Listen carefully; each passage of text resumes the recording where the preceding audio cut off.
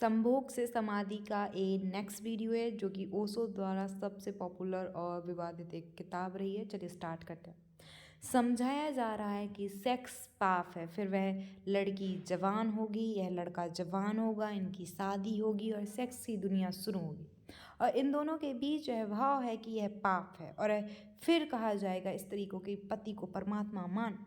जो पाप ले जा रहा है, जो पाप में ले जा रहा है, उसको परमात्मा कैसे माना जा सकता है? यह कैसे संभव है कि जो पाप में घसीट रहा है वह परमात्मा हो? और उस लड़के को कहा जाएगा, उस युवक को कहा जाएगा कि तेरी पत्नी, तेरी साधनी, तेरी संगी है।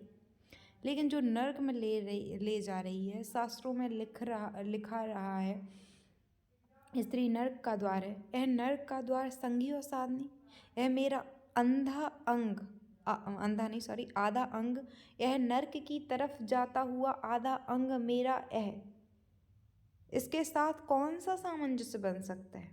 सारी दुनिया का दाम्पत्य जीवन नष्ट किया है इस शिक्षा ने। और जब दंपति का जीवन नष्ट हो जाए तो प्रेम की कोई संभावना नहीं रही, क्योंकि जब पति और पत्नी प्रेम ना कर सके एक दूसरे को, जो कि अत्यंत सहज और नैसर्गिक प्यार है, तो फिर कौन और किसको प्यार कर सकेगा? इस प्रेम को बढ़ाया जा सकता है कि पत्नी और पति का प्रेम इतना विकसित हो, इतना उदात्त हो, इतना ऊंचा बने कि धीरे धीरे बांध तोड़ दें और दूसरों तक फैल जाए। यह हो सकता है, लेकिन इसको समाप्त ही कर दिया जाए, तोड़ ही दिया जाए, विषाक्त कर दिया जाए तो फैलेगा क्या, बढ़ेगा क्या? रामानुज एक गांव में ठहरे थे और एक आदमी ने आकर कहा कि मुझे परमात्मा को पाना है। तो उन्होंने कहा कि तूने कभी किसी को प्रेम किया है? उस आदमी ने कहा, इस झंझट में मैं कभी नहीं पड़ा ही नहीं, प्रेम वगैरह की झंझट में नहीं पड़ा, मुझे तो परमात्मा को खोजना है। रामानुज ने कहा, तूने कभी झंझट ही नहीं की प्रेम की? उसने कहा, मैं बिल्कुल सच कहता हूँ आपसे, मैं बेचारा ठीक ही कह रहा था, क्योंकि धर्म की दुनिया में प्रेम एक डिस्क्वालिफिकेशन है, एक अयोग्यता है। तो उसने सोचा कि अगर मैं कहूँ कि किसी को प्रेम किया है तो वे कहेंगे अभी प्रेम छोड़, राग वाग छोड़, पहले इन सबको छोड़ कर आ, तब इधर आना। तो उस बेचारे ने किया भी होता तो वह कहता गया कि मैंने नहीं किया। ऐसा कौन आदमी होगा जिसने थोड़ा बहुत प्रेम नहीं किया हो? रामानुज ने तीसरी बार पूछा कि तू कुछ तो बता, थोड़ा बहुत भी किया, कभी किया किसी को प्यार? उसने कहा, माफ़ करिए, आप क्यों बार बार वही बात पूछे चले जा रहे हैं? मैंने प्रेम की तरफ आंख उठाकर नहीं देखा, मुझे तो परमात्मा को खोजना है। तो रामानुज ने कहा, मुझे क्षमा कर, तू कहीं और खोज, क्योंकि मेरा अनुभव यह है कि अगर तूने किसी को प्रेम किया हो तो उस प्रेम को इतना बड़ा जरूर किया जा सकता है कि वह परमात्मा तक पहुंच जाए। लेकिन अगर तूने प्रेम ही नहीं किया है तो तेरे पास कुछ है ही नहीं जिसको बड़ा किया जा सके, वीज ही नहीं है तेरे पास जो विकास बन सके, बड़े बन सके। तो तू जा कहीं और पूछ। और जब पति और पत्नी में प्रेम ना हो, जिस पत्नी ने अपने पति को प्रेम ना किया हो और जिस पति ने अपनी पत्नी को प्रेम ना किया हो, वे बेटों को, बच्चों को प्रेम कर सकते हैं? तो आप गलती में। पत्नी उसी मात्रा में बेटे को प्रेम करेगी जिस मात्रा में उसने अपने पति को प्रेम किया, क्योंकि यह बेटा पति का ही फल है, उसका ही प्रतिफल है, उसका ही रिफ्लेक्शन है। यह इस बेटे के प्रति जो प्रेम होने वाला है वह उतना ही होगा जितना उसने पति को चाहा और प्रेम किया है। यह पति की ही मूर्ति है जो फिर नई होकर वापस लौट आई है। अगर पति के प्रति प्रेम नहीं है तो बेटे के प्रति प्रेम सच्चा कभी नहीं हो सकता। और अगर बेटे को प्रेम नहीं किया गया, पालना पोसना और बड़ा कर देना प्रेम नहीं है, तो बेटा माँ को कैसे प्रेम कर सकता है, बाप को कैसे प्रेम कर सकता है? यह जो यूनिट है जीवन का, परिवार, वह विषाक्त हो गया है। सेक्स को दूषित कहने से, कंडेम कहने से, निंदित करने से, और परिवार ही फैल कर पूरा जगत है, पूरा विश्व है। फिर हम कहते हैं कि प्रेम प्रेम बिल्कुल दिखाई नहीं पड़ता। प्रेम कैसे दिखाई पड़ेगा? हालांकि हर आदमी कहता है कि मैं प्रेम करता हूँ। माँ कहती है, पत्नी कहती है, बाप कहता है, भाई कहता है, बहन कहती है, मित्र कहते हैं कि हम प्रेम करते हैं। सारी दुनिया में हर आदमी कहता है कि हम प्रेम करते हैं। और दुनिया में इकट्ठा देखो तो प्रेम कहीं ही नहीं दिखाई पड़ता। इतने लोग अगर प्रेम करते तो दुनिया में तो प्रेम की ही वर्षा होनी चाहिए। प्रेम के ही फूल ही फूल खिल जाने चाहिए थे। प्रेम के दिए जल जाते, घर घर प्रेम का दिया होता तो दुनिया में इकट्ठी इतनी रोशनी होती प्रेम की। लेकिन वहाँ तो घृणा की रोशनी दिखाई पड़ती है, क्रोध की रोशनी दिखाई पड़ती है, युद्धों की रोशनी दिखाई पड़ती है। प्रेम का तो कोई पता नहीं चलता।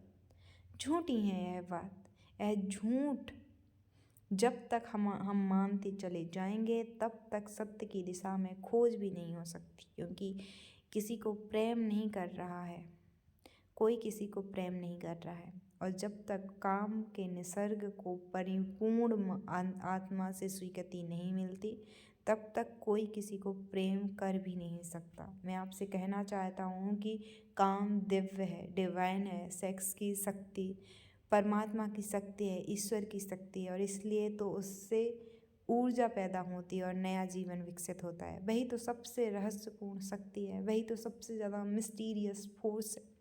उससे दुश्मनी छोड़ दे। अगर आप चाहते हैं कि कभी आपके जीवन में प्रेम की वर्षा हो जाए, उससे दुश्मनी छोड़ दें। उसे आनंद से स्वीकार करें, उसकी पवित्रता को स्वीकार करें, उसकी धन्यता को स्वीकार करें और खोजें उसमें और गहरे तो आप हैरान हो जाएंगे। जितनी पवित्रता से काम की स्वीकृति होगी उतना ही काम पवित्र होता चला जाएगा। और जितनी अपवित्रता और पाप की दृष्टि से काम से विरोध होगा, काम उतना ही पापपूर्ण और क्रूर होता चला जाता है। जब कोई अपनी पत्नी के पास ऐसे जाए जैसे कोई मंदिर के पास जाता है, जब कोई पत्नी अपने पति के पास जाए जैसे सच में कोई परमात्मा के पास जाते हैं। क्योंकि जब दो प्रेमी काम से निकट आते हैं, जब वे संभोग से गुजरते हैं, तब सच में ही वे परमात्मा के मंदिर के निकट से गुजर रहे। वही परमात्मा काम कर रहा है उनकी उस निकटता में। वही परमात्मा की सृजन शक्ति काम कर रही है। और मेरी दृष्टि यह है कि मनुष्य को समाधि का, ध्यान का जो पहला अनुभव मिला हो कभी भी मनुष्य के इतिहास में, तो वह संयोग के क्षण में, संभोग के क्षण में मिला है और कभी नहीं। संभोग के क्षण में पहली बार स्मरण आया है आदमी को कि इतने आनंद की वर्षा हो सकती है। और जिन्होंने सोचा, जिन्होंने मेडिटेट किया, जिन लोगों ने काम के संबंध पर और मैथुन पर चिंतन किया और ध्यान किया, उन्हें दिखाई पड़ा कि काम के क्षण में, मैथुन के क्षण में, संभोग के क्षण में मन विचारों से शून्य हो जाता है। एक क्षण को मन के सारे विचार रुक जाते हैं और वह विचारों का रुक जाना और मन का ठहर जाना ही आनंद की वर्षा का कारण होता है। तब उन्हें सीक्रेट मिल गया, राज मिल गया। और अगर मन को विचारों से मुक्त किया जा सके किसी और विधि से भी, तो भी इतना ही आनंद मिल सकता है। और तब समाधि और योग की सारी व्यवस्थाएं विकसित हुई हैं, जिनमें ध्यान और सामयिक और मेडिटेशन और प्रेयर, इनकी सारी व्यवस्थाएं विकसित हुई हैं। इन सब के मूल में संभोग का अनुभव है। और फिर मनुष्य को अनुभव हुआ कि बिना संभोग में जाए भी चित्त शून्य हो सकता है। और जो रस की अनुभूति संभोग से हुई थी वह बिना संभोग के भी बरस सकती है। फिर संभोग क्षणिक हो सकता है क्योंकि शक्ति और ऊर्जा का वह निकास और बहाव है, लेकिन ध्यान सतत हो सकता है। तो मैं आपसे कहना चाहता हूँ कि एक योगी संभोग के क्षण में जिस आनंद को अनुभव करता है, एक योगी 24 घंटे उस आनंद को अनुभव करने लगता है। लेकिन इन दोनों आनंद में बुनियादी विरोध नहीं है। और इसलिए जिन्होंने कहा है कि विषय आनंद और ब्रह्मानंद भाई भाई, उन्होंने जरूर सत्य कहा है। वे सहोदय हैं, एक ही उदय से पैदा हुए हैं, एक ही अनुभव से विकसित हुए हैं। उन्होंने निश्चित ही सत्य कहा है। तो पहला सूत्र आपसे कहना चाहता हूँ, अगर चाहते हैं कि पता चले कि प्रेम तत्व क्या है, तो पहला प्रेम सूत्र है काम की पवित्रता, दिव्यता, उसकी ईश्वरीय अनुभूति, कोई स्वीकृति, उसको परम हृदय से, पूर्ण हृदय से अंगीकार। और आप हैरान हो जाएंगे, जितने परिपूर्ण हृदय से काम की स्वीकृति होगी उतनी ही आप काम से मुक्त होते चले जाएंगे। जितना अस्वीकार होता है उतने ही हम बनते हैं। जैसे वह फकीर कपड़ों में बंध गया, जितना स्वीकार होता है उतने ही हम मुक्त होते हैं।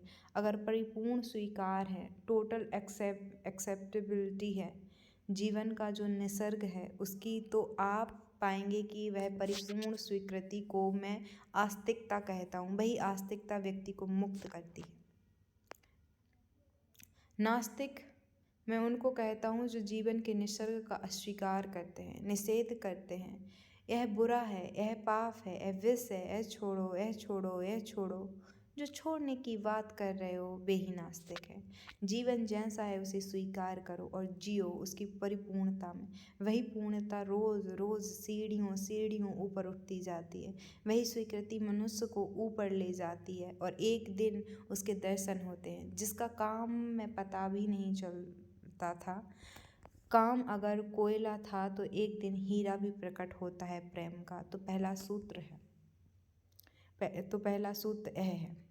दूसरा सूत्र आपसे कहना चाहता हूँ, और वह दूसरा सूत्र भी संस्कृति ने और आज तक की सभ्यता ने और धर्मों ने हमारे भीतर मजबूत किया है। दूसरा सूत्र भी स्मरणीय है, क्योंकि पहला सूत्र तो काम की ऊर्जा को प्रेम बना देगा और दूसरा सूत्र द्वार की तरह रोके हुए है उस ऊर्जा को बहने से। वह बह नहीं पाएगी। वह सूत्र है मनुष्य का यह भाव कि मैं हूँ, ईगो, उसका अहंकार कि मैं हूँ। बुरे लोग तो कहते हैं कि मैं हूँ, अच्छे लोग और जोर से कहते हैं कि मैं हूँ, और मुझे स्वर्ग जाना है और मोक्ष जाना है और मुझे यह करना है और मुझे यह करना है। लेकिन मैं खड़ा हुआ है वहाँ भीतर, और जिस आदमी का मैं जितना मजबूत है उतना ही उस आदमी की सामर्थ्य दूसरे से संयुक्त हो जाने की कम हो जाती है। क्योंकि मैं एक दीवार हूँ, एक घोषणा हूँ कि मैं हूँ। मैं की घोषणा कह देती है तुम हो, तुम तो हो, तुम हो, मैं हूँ। दोनों के बीच फासला है। फिर मैं कितना ही प्रेम करूँ और आपको अपनी छाती से लगा लूँ, लेकिन फिर भी हम दो हैं। छातियाँ कितनी ही निकट आ जाएं फिर भी बीच में फासला है। मैं हूँ, मैं हूँ, तुम हो। इसलिए निकटतम अनुभव भी निकट नहीं ला पाते।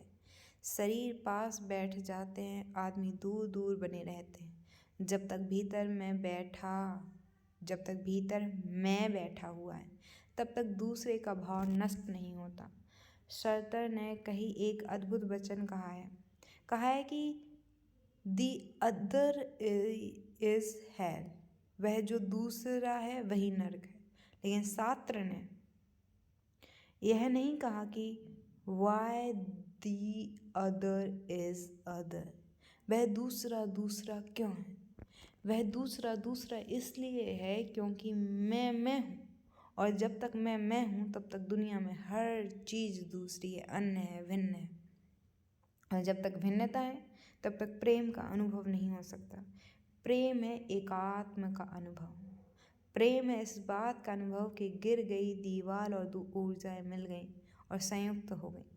प्रेम है इस बात का अनुभव कि एक व्यक्ति और दूसरे व्यक्ति की सारी दीवारें गिर गईं और प्राण संयुक्त हुए, मिले और एक हो गए।